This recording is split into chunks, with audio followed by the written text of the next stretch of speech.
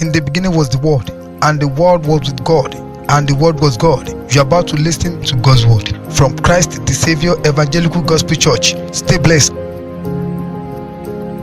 ọ̀rọ̀ Ọlọ́run tá ń gbọ́ dàbí èso tí a gbìn ní tí ó sì wù. Sọ fún Ọlọ́run pé kí Olúwa ṣe ọ̀rọ̀ rẹ̀ ní igi àlọ́yè ní ọkàn àyà rẹ̀. Nítorí àwọn tí ọ̀rọ̀ yìí bá di igi àlọ́yè ní ọkàn wọn nìkan náà lè bá Kristi jọba. Jésù Kristi Olúwa wa, Bàbá bá wa sọ̀rọ̀ rẹ̀. Jẹ́ kí a yè nípa ọ̀rọ̀ rẹ̀. Gbà wá lọ́wọ́ ayé. Má jà báyé lọ. Ṣe wá ní àyànfẹ́ rẹ̀. Mú wa délé Ọlọ́run. Má jà ṣe lásán. Jésù Olúwa wa. Ẹ jẹ́ ká lọ tààrà sínú ìkíni Sámúẹ́lì orí kẹrìndínlógún, that is 1 Samuel chapter 15 verse 20 to 24. Yes. Sọ́ọ̀lù wú fún Sámúẹ́lì pé ní tòótọ́ mo gbọ́ ohùn Olúwa gbọ́.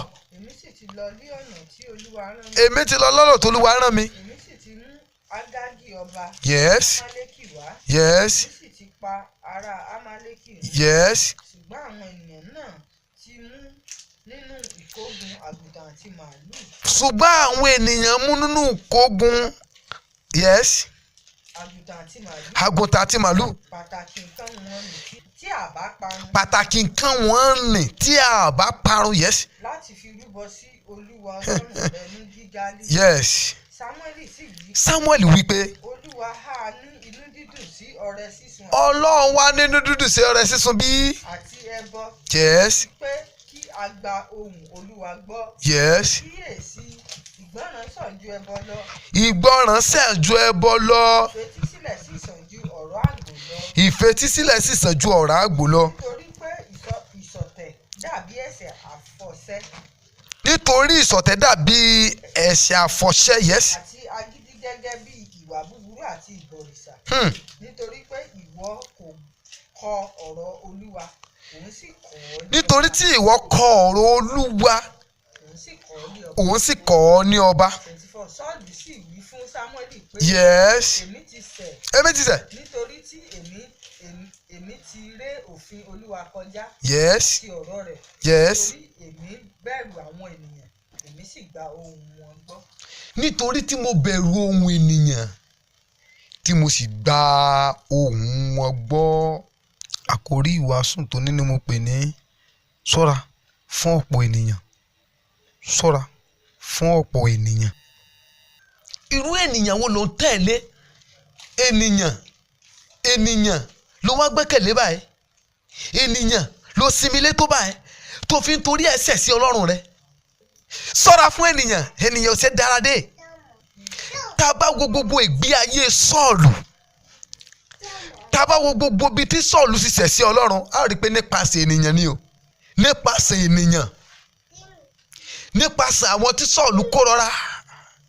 Ọ̀pọ̀lọpọ̀ yín náà níbí, bóyá nínú ẹbí, bóyá family meeting àbí níbi iṣẹ́, majority carry the vote lọ́mọ ń tẹ̀lé.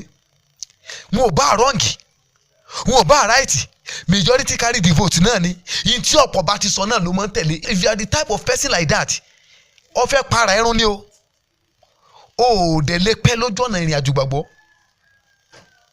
Tó o bá jẹ́ onígbàgbọ́ tó ti pé ọ̀pọ̀ ló ń tẹ̀lé. Ọ̀pọ̀ ènìyàn, decision ọ̀pọ̀ ènìyàn ló sá máa ń tẹ̀lé sá. O ò lè last lójú ọ̀nà ìrìn àjò gbàgbọ́. Ìrìn àjò gbàgbọ́ kì í sì ṣe kárìn kápọ̀ yíyẹni. Wo òwe ayé lásán nìyẹn, kò ń ṣe philosophy tán lọ́run. Kárìn kápọ̀ yíyẹni òwe ayé lásán ni o, kò ń ṣe philosophy tán lọ́run mọ̀ sí. Kò ń ṣe ohun tí Ọlọ́run mọ̀ sí. Ojú onígbàgbọ́ níbí. Òun yé fi ìgbàgbọ́ rẹ, òun yé fi compare tẹlòmíì nígbà gbogbo. Ọwọ́ náà tẹ́ díẹ̀ ló kù fún ọ. Torí ìdí tí mo fi ní díẹ̀ ló kù fún ọ ni pé ọ̀tí ìkú. Ẹ wo Sọ́ọ̀lù ọba. Sọ́ọ̀lù ó lò 40 years lórí ìjọba Ísírẹ́lì. Ó fi 40 years jọba lórí Ísírẹ́lì. Ṣùgbọ́n ẹ jẹ́ mọ̀ pé 2 years péré ló fi bọ́ lọ́run rìn mọ́. just only 2 years gbogbo 38 years tó kù ìrìn àjò foni tọ́lọ́run ò mọ̀ sí.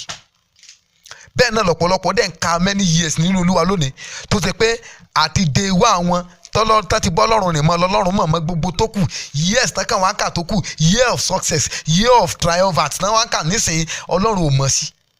Ṣọ́ra fún ènìyàn. Ọ̀pọ̀lọpọ̀ pásítọ̀ mi náà bẹ̀rẹ̀ sí ìránṣẹ́ dáadáa. Nígbà tó bẹ̀rẹ̀ sí ìránṣẹ́ ó fi òtítọ́ bẹ̀rẹ̀ ayé mọ̀ lólótítọ́ ènìyàn ayé mọ̀ lólódodo ènìyàn ṣùgbọ́n nígbà tó dé ìkóríta kan ó tẹ̀ sí ọ̀pọ̀lọpọ̀ ènìyàn nígbà tó rí pé ìjọ ń tóbi sí àwọn ọlọ́lá ń wá ní ìjọ Ọlọ́run àwọn ìjòyè ń wá àwọn bankers ń wá àwọn professor ń wá oríṣiríṣi ń wá àwọn olówó ń wá àwọn olókìkí ènìyàn ń wá ìwàásùn bá di ìwàásùn àròbọ̀ ìyẹn wá dùn yẹn àtúngún ọbẹ̀ rẹ̀ wá di ọbẹ̀ àtúnṣe òótọ́ tó fi bẹ̀rẹ̀ nígbà yẹn ó ti wá di tí ò ṣe sọ mọ́ torí pé ká má bàa kàn yàn léwo torí pé ọ̀pọ̀lọpọ̀ àwọn ọlọ́lá ayé wà níwájú torí pé ọ̀pọ̀lọpọ̀ àwọn ọlọ́lá ayé àwọn onípò àwọn tó wà ní ipò jàǹkànjàǹkàn àwọn tí ayé kan sára sí torí pé wọ́n wà nínú ìjọ kò fẹ́ kàn wọ́n léwo ó wá bẹ̀rẹ̀ sí ṣe kiri ó bẹ̀rẹ̀ sí ní yọwọ́ ìwàásùn padà ayé mi ò ní rí bẹ́ẹ̀. Ọ̀pọ̀lọpọ̀ torí pé kíjọ lè kó wọn wá bẹ́ǹdì ó dà pé bá a ṣe ń sòótọ́ ẹ ti fẹ́ pọ̀ jù ó yẹ ká fọwọ́ kékeré mú báyìí torí pé tó bá ti fẹ́ pọ̀ lápọ̀jù àwọn èèyàn á sá lọ. Àwọn èèyàn tó yẹ pé tó bá kú kò sí kankan tá a tẹ̀lé ọwọ́ kùtò ló wá kánlé. Praise the Lord. Mo ka ìtàn Sọ́ọ̀lù títí mo wo ìgbé ayé ẹ̀dẹ̀ pamílẹ́kún torí mo wò pé pẹ̀lú bó ṣe pẹ́tọ́ nínú ìjọba rẹ̀ lórí Ísírẹ́lì kò sí ohunkóhun tó jí àṣeyọrí fún pẹ̀lú Ọlọ́run kò sóhun tá a lè tọ́ka sí nínú ayé Sọ́ọ̀lù pàtó pé ó ṣe pẹ̀lú Ọlọ́run. Praise the Lord. Nítorí pé ó wo ènìyàn Ọlọ́run pa á láṣẹ fún ó ní lọ ẹ jẹ́ káwọn bí Ọlọ́run ṣe pàṣẹ fún yẹn. 1 Samuel chapter 15 yẹn verse 1.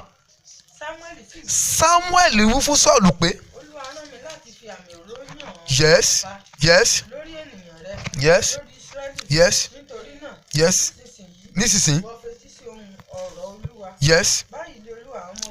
báyìí ni Olúwa Ọlọ́run àwọn ọmọ ogun wí. èyí tí Amálẹ́kì ti ṣe sí Ísírẹ́lì bí ó ti lùmọ̀ dé lí ọ̀nà nígbà tí òun gòkè tí Íjíbítì jáde wá lọ nísinsìnyí kí o sì kọlù Amálẹ́kì kí o sì pa gbogbo nǹkan wọn nìrun má sì ṣe dá wọn sí ṣùgbọ́n pa àti ọkùnrin àti obìnrin wọn ọmọ kékeré àti àwọn tí ó wà ní ẹnu ọmú màálù àti àgùntàn ìbákasẹ àti kẹ́tẹ́kẹ́tẹ́.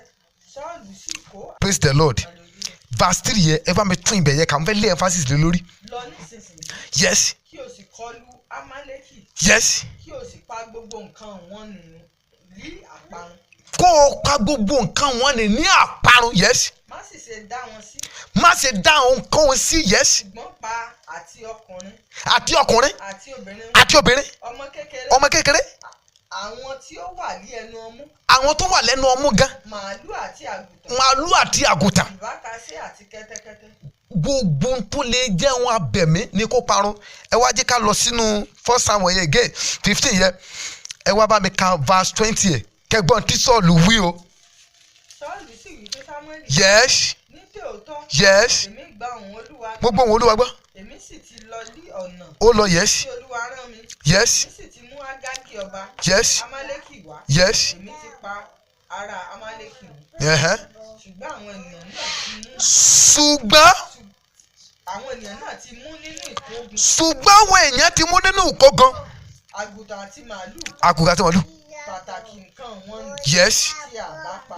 Olúwa sọ fún pé kó lọ kó pa gbogbo wọn run. nígbà tí Olúwa pe Sọ́ọ̀lù sí ọ̀pọ̀ ènìyàn lÓlúwa pè. ṣé àwọn tí ó sọ pé ó dá nǹkan wọ̀nyí sí tó dá àwọn ẹranko yìí sí tí wọ́n kó wọn wálé tán láwọn wá fẹ́ fi ṣèrúbọ tọ́lọ́run ò mọ̀ sí ṣé àwọn lọ́lọ́run pè sí àwọn ló rán níṣẹ́. ìdí nìyẹn tó ṣe pé sórí tó o bá ti pasẹ̀ ọ̀pọ̀lọpọ̀ wọná Ọlọ́run ìwọ lọ́lọ́run á bí o tó o bá ti pasẹ̀ ọ̀pọ̀lọpọ̀ ṣẹ̀ sí Ọlọ́run tí tí o bá ti pàṣẹ ìmọ̀ràn ọ̀pọ̀lọpọ̀ àbí ìgbé ayé tó ọ̀pọ̀lọpọ̀ ń gbé tó bá fi kọlu ọlọ́run, ìwọ lọ́lọ́run á hold responsible. Ọlọ́run ò ní hold àwọn yẹn responsible. Ẹ wá wò nísìn, ṣé àwọn ènìyàn tó ní pé wọ́n dá màlúù dágbò sí sáwọn lọ́lọ́run, àwọn lọ́lọ́run kọjú ìjà sí? Ìdí nìyẹn tó jẹ́ pé ọ̀pọ̀lọpọ̀ pásítọ̀ wọn àtòrí pé àwọn èèyàn ti ń pọ̀. Ọlọ́run tó rán ọ níṣẹ́ tó ní kó lọ mọ́ sóòótọ́ fáwọn ènìyàn, hello, ṣégi ló rán ọ sí ni? ṣé báwọn èèyàn náà ló rán ọ sí? èyí wá ṣe tó wá ń wo pé wọ́n ti ń pọ̀, pé torí pé wọ́n wá ń pọ̀ yìí kò yẹ kó lè sòótọ́ ẹ̀ mọ́, kò yẹ kí òótọ́ tó lúwa fìràn yẹn kò yẹ kó pọ̀ tó bá yẹ mọ́. Ìwọ náà jẹ́ onígbàgbọ́, torí pé ọ̀pọ̀lọpọ̀ nínú ìjọ Ọlọ́run wọn kó fágàbàgebè, àṣírí ògbé ayé ọ̀pọ̀lọpọ̀ tú sí ọ lọ́wọ́. àwọn tí wọn náà rí ké tí wọn lè gẹ ìwọ gán lè fojú wò pé ẹni ẹ̀mí lélẹ̀ ẹni tó yẹ ká máa tẹ̀lé ni, tó bá ṣe pé wọ́n á gbọ́ hùrùn kan sí wọn ní táwọn gan yọ ṣe tí ò dáa. Ìwọ náà wá torí ẹ̀ compromise, ó wá sọ pé after all èèyàn Ọlọ́run gẹ̀dà, ṣé èèyàn Ọlọ́run gẹ̀ wà mọ́ ni? àwọn pásítọ̀ àgẹ́sẹ̀ báwọn gan dán nǹkan wò, èmi gan ṣe kí ni o.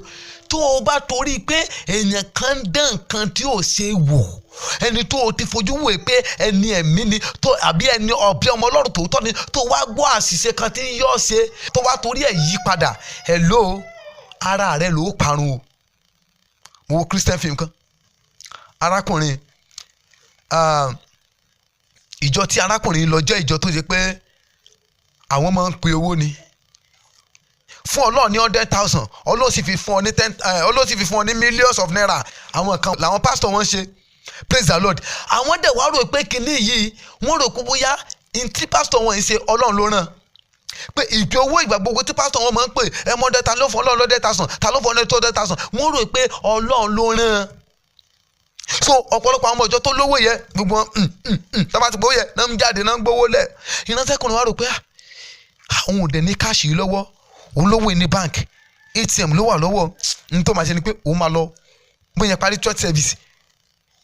wọ́n wá dẹ̀ kó wá ní ó dà pé bóyá wọ́n ní àwọn wo ló máa jẹ́jẹ́, mo rò pé wá jẹ́jẹ́ pé òun mú tóun wá bóyá parí church service. ó gbé ìyàwó àtàwọn ọmọ ẹ̀ family ẹ̀ ó gbé wọn lọ dé ATM, ó withdraw owó yẹ, bó ṣe withdraw owó yẹ tán ó padà sí church. so pastor tán wá invite lọ́jọ́ yẹn tó wá ṣe ìpè owó, òun àti pastor church rẹ̀ ti kò láì pọ̀, wọ́n ti mọ̀ ọ́ pọ̀, wọ́n ti jọ dì pọ̀. so wọ́n wà nínú ọ́fíìsì, wọ́n sọ̀rọ̀ lórí gbogbo owó táwọn rí kójọ táwọn rí gbàjọ, nìyẹn gbé 100,000 dé. so ó wà lẹ́nu ẹnu lọ́kùn ọ́fíìsì pastor, n ò mọ̀ pastor mọ̀ pé pé máa yẹ pé èèyàn kankan wà lẹ́nu lẹ́kùn. èmi dé ní invited pastor, pastor tán invite wá bẹ́ẹ̀ sí ní question host pastor tó níjọ́ pé ṣebú 50-50 lájọ pé mo sì ní pé tí máa rí iye báyìí kójọ iye báyìí lẹ́fún mi náà. after all ìgbà tẹ́ wá sí church tọ̀dọ̀ mi gan, ṣebí ẹ̀yin náà mọ iye tí mo kó fún yín, mo dẹ̀ tún gbọ́ ọmọ ẹlẹ́jẹ̀ tútù kan mo tún gbé kalẹ̀ fún yín lóòótẹ́ tẹ̀tú kọlù ẹ wá ṣe báyìí fún mi, hòtẹ́ẹ̀ wo lẹ gbà fún mi gan gbà tẹ́mi gan dé, ọmọ ẹlẹ́jẹ̀ tútù wo lẹ gbé kalẹ̀ fún mi. èyí ni máa yẹ gbọ́ ló bá ní àṣé pásítọ̀ àwọn báyìí ló ṣe rí, táwọn dẹ̀ rò pé Ọlọ́run ń lò ó, pé gbogbo ohun tí ń ṣe ọ̀ṣẹ́ from above ni. máa ṣe ọ̀rá gbówó ènìyàn pún, ó bá wọnú ọkọ̀ padà. mo rò ó dà pé ó drop owó yẹ, ó wọlé ogún owó yẹ lẹ̀, ó drop owó yẹ wà lọ. bó ṣe wá lọ yẹn àtìgbà ẹni ò ti tẹ ṣọ́ọ̀ṣì mọ́. ìyàwó ẹ̀ wà holy, ó dẹ̀ wà more devoted. ìyàwó ní dad mẹ̀yẹ́jà ṣe morning devotion, be going I'm coming. kò ní lọ. ìyàwó sà wọn persuade títí ìyàwó yẹn wọn persuade títí ìgbà tó wáyá ló bọ́hùn ó ní look let me tell you something, this Bible you are talking about is just a letter, is a story, it's just a formulation. kò sẹ́ni Ọlọ́run ẹni èṣù lọ everybody kọ́ni mo bó ṣe ń ṣe gan ẹ̀. ó dẹ̀ ti sí woman kan tó dẹ̀ ti ń fi nǹkan kan lọ lọ́fíìsì bí àgbèrè bí nǹkan tó ti ń àfọ́dẹ̀ pé àánú ọmọ Ọlọ́run ló. máa nǹkan dẹ̀ tó wá tó fẹ́ wá bribe ẹ̀ lọ́fíìsì fún a particular contract, ó jẹ́ director ní ọ́fíìsì kan.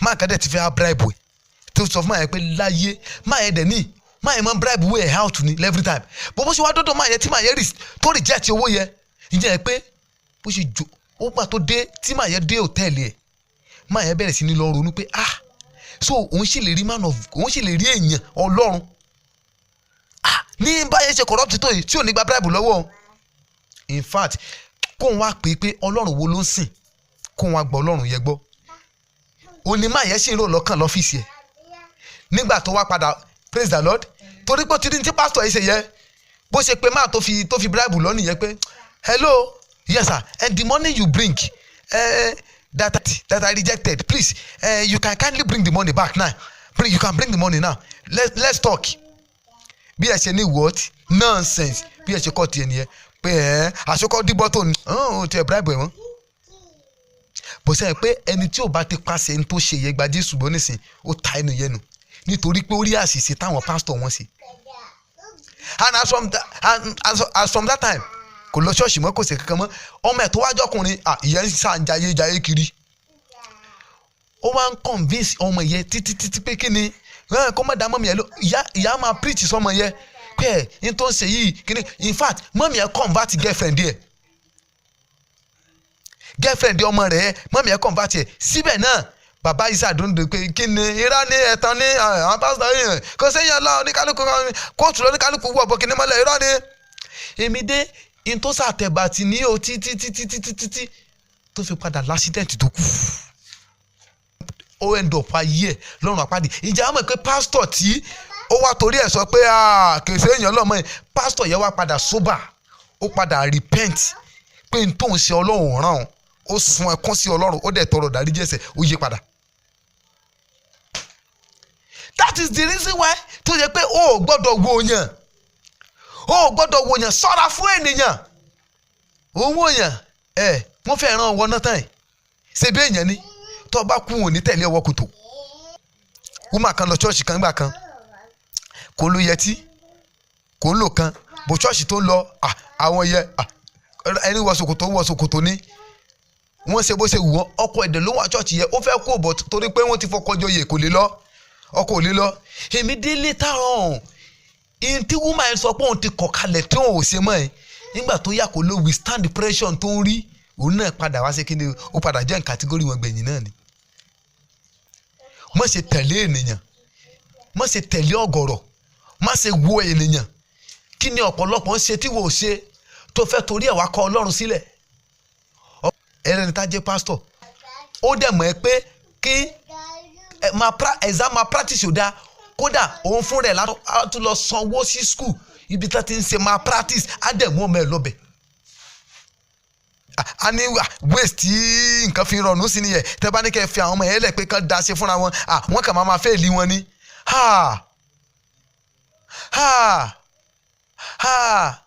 ọ̀pọ̀lọpọ̀ pastor friend yóò invite ẹ̀ sí church fún program tó bá débi bẹ̀ tó rí pé àwọn èèyàn ṣe pọ̀ táwọn èèyàn tọ̀nà fún programu yẹn tó bá rí pé oríṣiríṣi táwọn pásítọ̀ ọ̀rẹ́ òun ṣe tó fi ń mèkì owó aṣọ́pẹ́sẹ̀ṣẹ̀ tó dábì rè òun náà bá ti dọ́dọ̀ tiẹ̀ náà yóò ní yes Olúwa ti wá bá mi sọ̀rọ̀ báyìí ntòlúwo so alólùwà sọ òun náà wá gbóríṣiríṣi kalẹ̀ wá gbóríṣiríṣi ọgbọ́n lẹ̀ àmọ́ fi gbowó jọ ní ntọ́lọ́run òun ṣọ́ra fún ènìyàn ọ̀pọ̀lọpọ̀ ìgbà tí ìwọ náà wo ìgbà tí ìwọ náà kọ́kọ́ gbàgbọ́ ìwọ náà wo bó ṣe bẹ̀rẹ̀ náà wo bó ṣe ń ka báíbù sí wo bó ṣe máa ń tètè dé chọ́ọ̀chì sí ṣebí torí pọ̀ rí pé ìwọ nìkan ló máa ń tètè dé ṣọ́ọ̀ṣì àwọn tó kù ìsáǹsá ni wọ́n ẹlòmíì kan bá tẹ̀ wá Sunday lé òkò ní wá Sunday tí ń bọ̀ ṣùgbọ́n torí tí ìwọ náà rí náà nu tí ìwọ náà fi rò pé ó dà pé bí ìwọ náà ṣe mú yìí ó ti fẹ́ le jù ìwọ náà wá dọwọ́ ẹ lẹ̀ ẹjọ́ wọ náà ni o gbégbé ayé ìwà mímọ́ tẹ́lẹ̀ o gbégbé ayé òdodo tẹ́lẹ̀ torí pé wọn náà wá rí pé ọ̀pọ̀lọpọ̀ ti corrupt ọ̀pọ̀lọpọ̀ àwọn tẹ́jọ́ wà níbi iṣẹ́ ọ̀pọ̀lọpọ̀ wọn pásítọ̀ wà nínú àwọn tí ń gba bribe ní ọ́fíìsì rẹ ẹlòmíà lóun jẹ́ referent ẹlòmíà lóun jẹ́ doctor ẹlòmíà lóun jẹ́ bishop ọ̀pọ̀lọpọ̀ àwọn tó jọ tó pọ̀ níbi iṣẹ́ tán láwọn jẹ́ onígbàgbọ́ bíi tiẹ̀ náà ìwọ lórí pé wọ́n kó fún ẹ̀gbin àti ìwà ẹ̀rí gbogbo torí pé wọn náà ti wá rí nǹkan wọ̀nyí wọn náà rò pé tiẹ̀ ti fẹ́ le jù láàrin wọn ó dà pé kò yẹ kí wọn náà ṣe kí ni kò sọ wọlé ní báyìí tó o bá sọ wọlé pẹ́rẹ́ ọ̀hún rẹ̀ ọ̀run àpáàdìrí ẹ wo Sọ́ọ̀lù ṣe parí ìrìn àjò ayé ẹ̀ Sọ́ọ̀lù ẹni tí a ta omi rúró Olúwa lórí ó wá di ẹni tó ń di abókù sọ̀rọ̀ nígbà tó ké pe Olúwa tó Olúwa ò dá lóhùn mọ́, nígbà tó wá Olúwa nígbà tí ò lè rí Olúwa mọ́, ó wá dẹni tó di abókù sọ̀rọ̀. Ojú ọmọ Ọlọ́run wá advice bí advice lọ advice yìí wá fẹ́ pọ̀ jù. Orú mọ̀ràn lọ́n tẹ́tí sí tẹ́lẹ̀ bá ti advice yẹ ọgbà náà ni, tẹ́lẹ̀ bá ti advice yẹ ọgbà náà nìyẹn, tẹ́lẹ̀ bá ti kó ti gbogbo advice lẹ́yìn lè gbà. Ó yẹ kó o lè gbé gbogbo advice yẹ̀wò nínú ọ̀rọ̀ Ọlọ́run. Advice téèyàn bá fún ọ wàá kọ́kọ́ yẹ̀wò. You must be able to check every advice given unto you with the word of God. You cross-check all the advices given unto you with the word of God. Maybe they are in line with the will of God. Tí o bá ti sí ní ìbámu pẹ̀lú ìfẹ́ Ọlọ́run fún ẹ, then you cast it away. You throw such advice away. You won't bend to such advice. Ego báyìí. Ẹ jẹ́ ká lọ sínú ìwé ẹ jẹ́ ká lọ sínú ìwé Exodus 23 verse 2. Kí ló wí?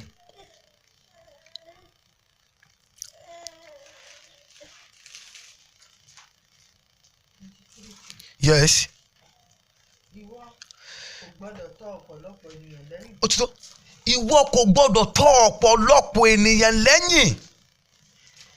You see, God is warning the children of Israelites, but they must not follow multitude. Hey, there is a danger. Ọ̀pọ̀lọpọ̀ ìránṣẹ́ Ọlọ́run tó dàbùkù sọ̀rọ̀ lónìí, ọ̀pọ̀lọpọ̀ ìránṣẹ́ Ọlọ́run tó wá di ìránṣẹ́ èṣù lójijì lónìí ni pé wọ́n tẹ̀lé ọ̀pọ̀ ní ìbáṣe pé wọ́n ti ọ̀rọ̀ àyẹ̀bá kán ti wà ní ipò tọ́lọ́run fi wọ́n sí láì rékọjá àlà tọ́lọ́run fi kalẹ̀ fún wọn, wọ́n bá ti wà nínú Olúwa títí dòní. Ṣùgbọ́n torí pé wọ́n wo ọ̀pọ̀lọpọ̀ ènìyàn, ọ̀rẹ́ mi ṣe praise the Lord, ẹni tó ti rí tipẹ́, ìránṣẹ́ Ọlọ́run tó jẹ́ ọ̀rẹ́ rẹ tó ti rí tipẹ́, tọkàn wá dédé rí jíìpù nídìí ẹ̀ tó dẹ̀ mọ́ bó ṣe bẹ̀rẹ̀, tọkàn dédé rí jíìpù díẹ̀ tó rí tó ń fẹ́ lá, tó dẹ̀ béèrè bó ló ṣe ṣe, tó wá ní ọ̀rẹ́ mi àfi kó fọ̀nà hàn, bó ló ṣe ṣe tí gbogbo ẹ̀ ń dẹ̀ dákùn fọ̀nà mi, wọ́n ti tán. Ewu wà nínú pé ká tẹ̀lé ọ̀pọ̀. Ọlọ́run bá wa wí yóò gbọ́dọ̀ tẹ̀lé ọ̀pọ̀. Ayé ọ̀pọ̀lọpọ̀ ọmọ ìjọ tó bàjẹ́ lónìí kò ju pé torí pé wọ́n tẹ̀lé ọ̀pọ̀ ń tọ́ ọmọ ìjọ mìíràn ṣe. Wàá rí ẹlòmíì wà so rebellious tó yẹ pé kò sádarí tó jẹ́ olójú. Tí wọ́n náà bá wá torí pé alágbájá ní kíni àkógbàgbẹ̀rẹ̀ pásọ̀ agan bá ṣe nonsense gan yóò takú ẹ̀ ní ọwá take step ẹ̀ ọwá tẹ̀lé ọwá sọ̀rọ̀ ẹ̀ di ọmọ ẹ̀yìn ẹ̀ jọ parun ni o. Mo fẹ́ ká gbé àwọn disadvantage ohun tí títẹ̀lé ọ̀pọ̀ èrò ohun tó máa ń fà. Èkíní ni pé you won't be able to hear the voice of the Lord. Ọlọ́run kì í sọ̀rọ̀ láàrin èrò. O ò lè gbóhùn Ọlọ́run. O ò ní gbóhùn Ọlọ́run. You won't be able to hear the voice of the Lord. Number 2, you will lose focus. You will lose focus. You won't be able to focus on the Lord. 3, indecision. You won't be able to make your own decision. It will be very, very difficult for you to stand out, to make your own decision. If you are the type that follow crowds, you won't be able to make decision. It will be very difficult for you. Then number 4, you won't be able to discover yourself. Oh, you won't know the capability of what you can do. You won't know the resources that the Lord has bestowed in you. You won't be able to discover your gift. That is it. If you are the type that follow multitude, if you are the type that sticks within the multitude, ìwọ tó bá rí pé èrò sáà ló máa ń tẹ̀lé kiri, ló máa ń tẹ̀lé èrò, ibi tó bá sá ti wá èrò, you follow multitude a lot. The 5th, you won't have a good relationship with God. If you are the type that follow multitude always, you won't have a good relationship with the Lord. Go and study all those who follow God in the Bible. Those who serve God in the Bible, you will see them. They are the type of people that stand out among multitude. They don't follow multitude. They don't follow multitude. So Ọlọ́run ràn wá lọ́wọ́. So gẹ́gẹ́ bí ọmọ Ọlọ́run, ẹ jẹ́ ká ṣe kíni o? Ẹ jẹ́ ká jẹ́ ẹni tó sá fún èrò. Because these are the things they will do. They will harm you. They will harm you. And let me tell you something. There is no good things in follow multitude. Kò sóhun rere kan nínú pé kéèyàn máa tẹ̀lé ọ̀pọ̀ èrò ènìyàn. Ìbá ṣe pé ọ̀pọ̀lọpọ̀ pastor mọ̀ ni, they won't desire crowd. Mi ní kò dá ká pọ̀n church, but èwo ni ká kókun àìnítumọ̀, èwo ni ká kókun àìlọ́pọlọ, èwo ni ká kókun ìkún aṣiwèrè, ìkún tọ́lọ́run ò mọ̀ sí. No. Tábà tẹ̀lé àpọ̀, ó yẹ ká pọ̀pọ̀ tó ní ìrònú, ká sì ní àjọ tó ní ìrònú. 1 Corinthians chapter 15 verse 33. Kí ló wí? 1 Corinthians 15 33. Kí a má ṣe tàn yín jẹ, ẹgbẹ́ búburú ba ìwà rere jẹ́. Be not deceived. Evil communication corrupts good manners. Ẹgbẹ́ búburú. Níbo dàlẹ́ àti lè rẹ́ ẹgbẹ́ búburú bí bá ṣe àárín ọ̀pọ̀ èrò nìyàn. Àwọn tá a lè rí láàrin èrò, mo fẹ́ ká kọ kalẹ̀. Àwọn ohun tí a lè rí láàrin èrò. Ekene, you see so many useless people among multitude. So many. The Bible talks about the people, children of Israelites. Nígbà tán jáde bọ̀ láti ilẹ̀ Egypt.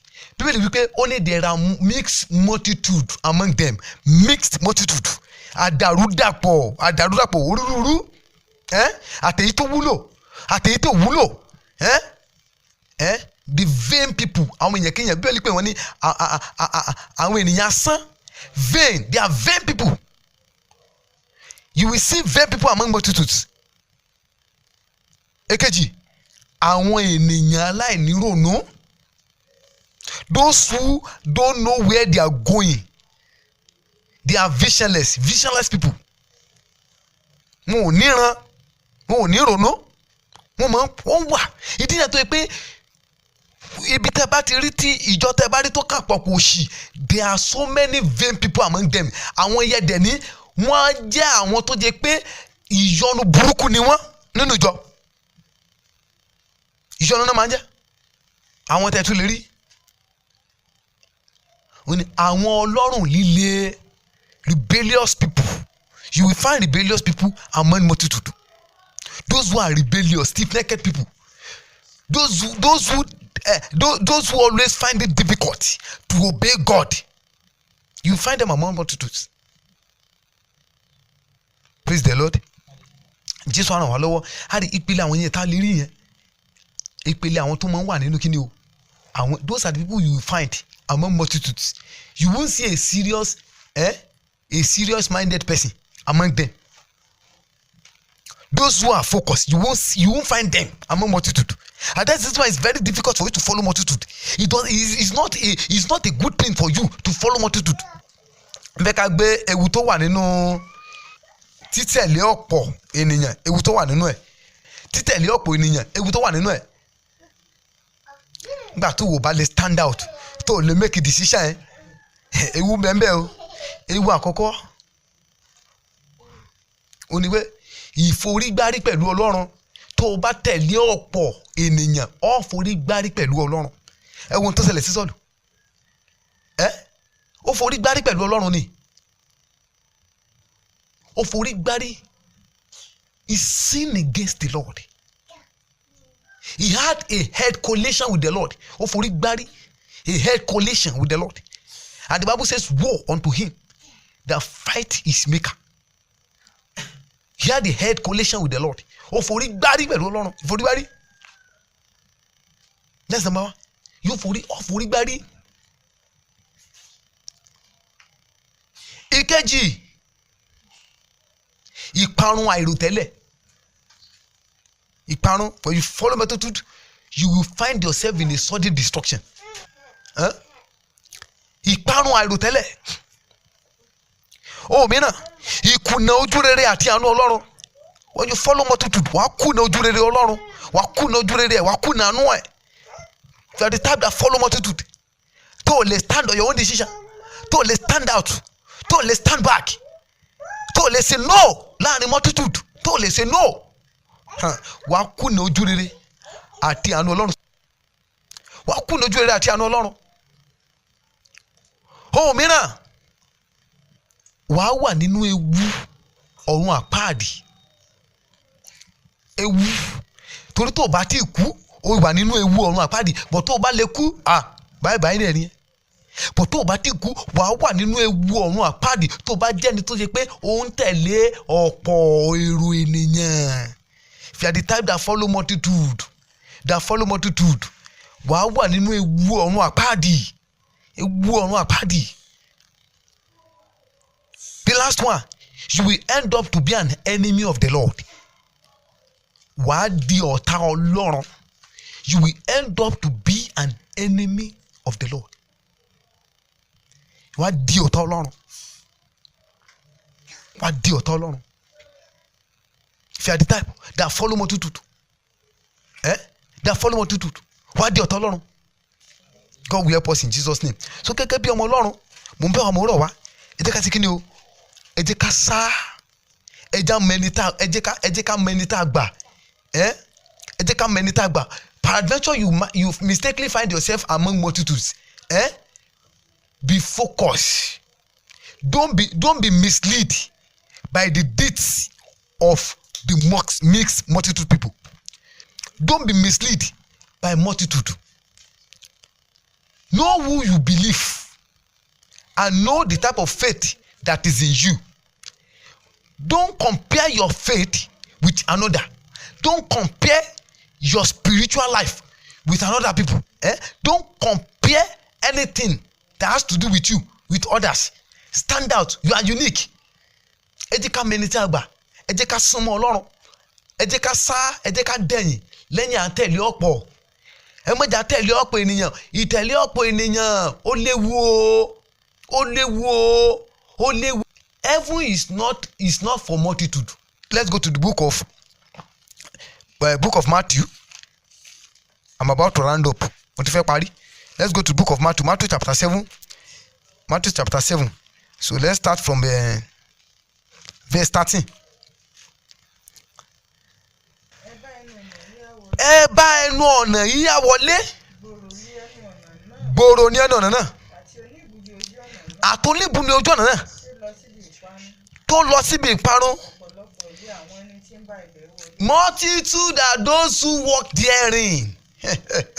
Multitude are those who walk in the path of destruction. That's the reason why it's very dangerous for you to follow multitude. It's very dangerous. Multitude are those who walk therein, are those who walk in the ways of destruction. And the way of destruction is the broad way. Verse 14, come. Yes. Híhá ni ẹnu ọ̀nà náà. Àti tóró ni ojú ọ̀nà náà. Tó lọ síbi ìyè. There, you can see it is only few people that walks in the way of life. It is only few people that walks in the way of life, and it entails those who are focused, those who did not lack focus, to walk therein. It takes those who can stand on their decision to walk in the way of life. It is only people that can stand out among multitude. Those who don't follow multitude, it is only those people that can walk therein. Those who did not lose their focus because of evil doing of others. Those who did not lose focus because of the wayward life that others are living. It is only those people that can walk in the way of life. Àwọn tí ò sọ ìlépa wọn nù, àwọn tí ò sọ ìran wọn nù, àwọn tí wọn ò torí pé àwọn tí wọn ò wo ìwà búburú ọ̀pọ̀ ènìyàn, àwọn tí wọn ò torí pé ọ̀pọ̀lọpọ̀ ò sin Ọlọ́run mọ́, ká máa torí ẹ̀ yẹ̀bá, ká láwọn ò sin Ọlọ́run mọ́, àwọn wọ̀nyí nìkan ló yẹ ní ojú ọ̀nà náà. Let's rise up on our feet. Orí ọ̀fẹ́ tí mi fi ní tẹ̀lé ayé, orí ọ̀fẹ́ tí mi fi ní tẹ̀lé ọ̀gọ̀rọ̀ ènìyàn ṣẹ̀ṣẹ̀ ọ, Ọlọ́run yọ̀ǹda rẹ̀ fún mi o. Orí ọ̀fẹ́ tí màá fi mú ìdúró mi nínú ohun gbogbo fún ọ láì wo ènìyàn. Olúwa yọ̀ǹda rẹ̀ fún mi, sọ di àdúrà. To get your own original copy of this message, also for prayer and counseling, you can contact us on this number 08065935539. Stay blessed. You don't fall, see, gbọ́ sí ìránṣẹ́ Ọlọ́run o pẹ̀lú àwọn oyè ńláńlá èyí ta kò lè tọ́ka sí nínú Bíbélì. Bó ti ń pọ̀ sí ìníwà ipá ń pọ̀ sí ìgbàgbọ́ ìgbàanì ó ti dágbére. Ọbẹ̀ ìgbàgbọ́ ti wá dolómi ṣíṣàn odò nírúurú omi gbígbóná ó ti dàpọ̀ mọ́ tútù. Ayé pẹ̀lú Kristẹni wọ́n ti dọ̀rẹ́ ara. Kí láyé ṣe táwa Kristẹni àkókò yìí o táwa kì í ṣe.